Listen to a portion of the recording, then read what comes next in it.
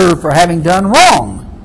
But if you endure suffering even when you have done right, God will bless you for it." Unquote. In each instance, serving one's master faithfully is linked to serving God faithfully. The Bible is unmistakably giving support to those on top. Additional statements buttressing the status quo by urging patient endurance on the part of the beleaguered are Philippians 2:14. "Do everything without complaining or arguing." Philippians 4:11-12. "I have learned to be satisfied with what I have, so that anywhere, at any time, I am content, whether I am full or hungry, whether I have too little or too much." And 1 Peter 4:1. "Since Christ suffered physically, you too must strengthen yourselves with the same way of thinking." Unquote. Believers are repeatedly told to remain peaceful and not reply physically. Prime verses are Matthew 5:9. "Happy are those who work for peace. God will call them his children." Romans 12:18. "Do everything possible on your part to live at peace with everybody." Romans 14:19. "So then we must always aim at those things that bring peace." And Hebrews 12:14. "Try to be at peace with everyone." Such teachings aid the elite by enabling them to rule more efficiently and thoroughly. Those in charge don't like activism because they don't want the pyramid upset, not because they're humanitarians. Peace to them is the maintenance of the status quo with themselves at the top, at the apex. Fully cognizant of the fact that peaceful intent directed toward the minority is of far greater significance than that directed toward friends, relatives, acquaintances, and people you work with, the New Testament aids the elite by urging believers to be at peace with all men. Like love, mercy, obedience, and faithful service, peace toward all without distinguishing rulers from ruled is entrapment. Avoid civil disturbances is a central theme of the New Testament. The crowd that called for Christ's death in Luke 23:13-25 also called for the release of Barabbas, a convicted rioter. Believers can easily infer from this that those favoring activism are against Jesus. Is it accidental that as Jesus is turned over to his enemies, a convicted rioter is released from prison? As one is released, the other is enchained? Jesus and a revolutionary are set in direct opposition to one another. The New Testament urges people to remain peaceful even when wronged. And since the dominant minority is far more responsible for injustices done to the population at large than any other individual or group, aid is clearly being given to the elite. Key verses are Matthew 5:39.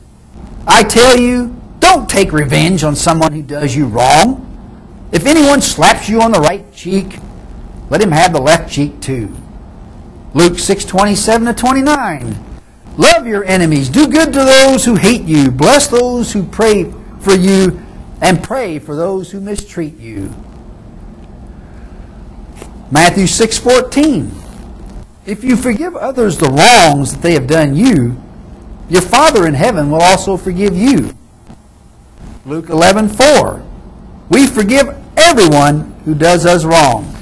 And Matthew 18:21-22.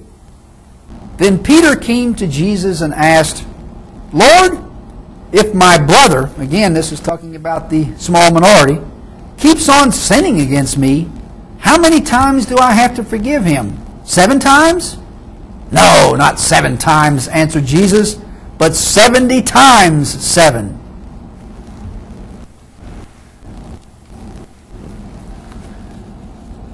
If people are to accept their condition, obey orders, and labor diligently, they must possess a relatively low opinion of their own importance and capabilities.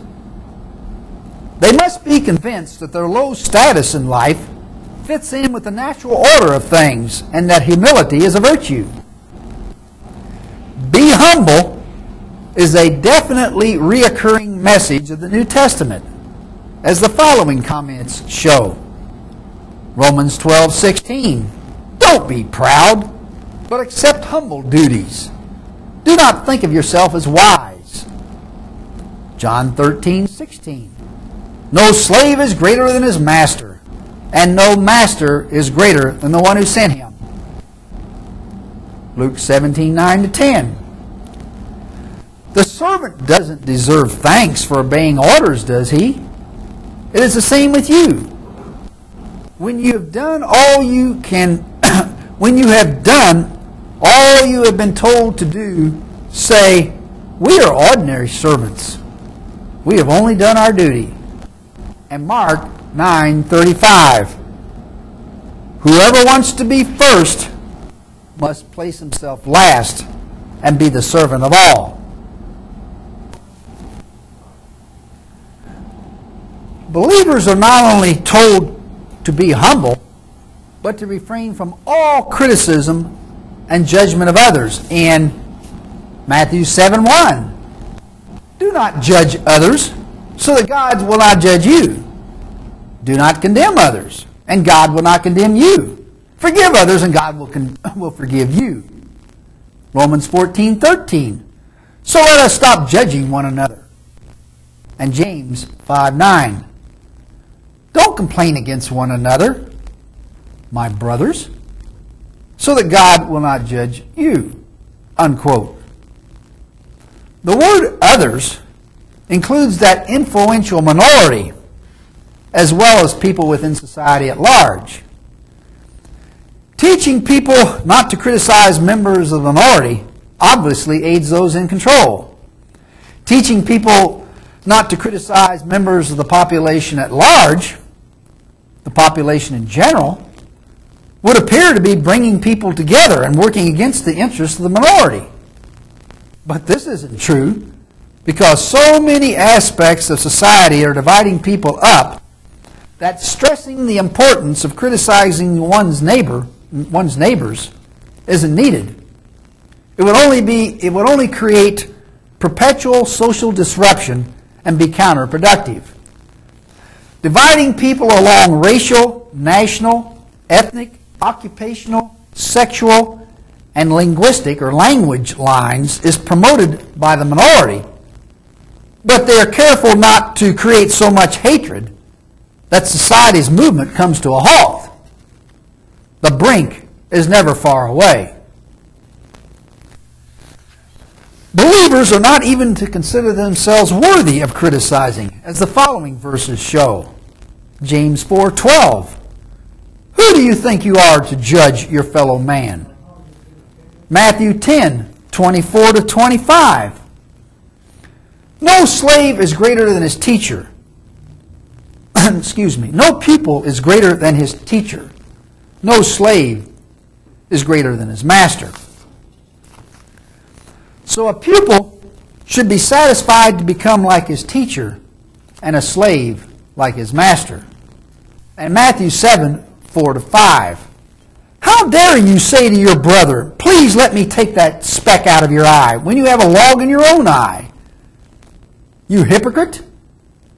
First take that log out of your own eye, and then you will be able to see clearly and be able to take that speck out of your brother's eye. Unquote.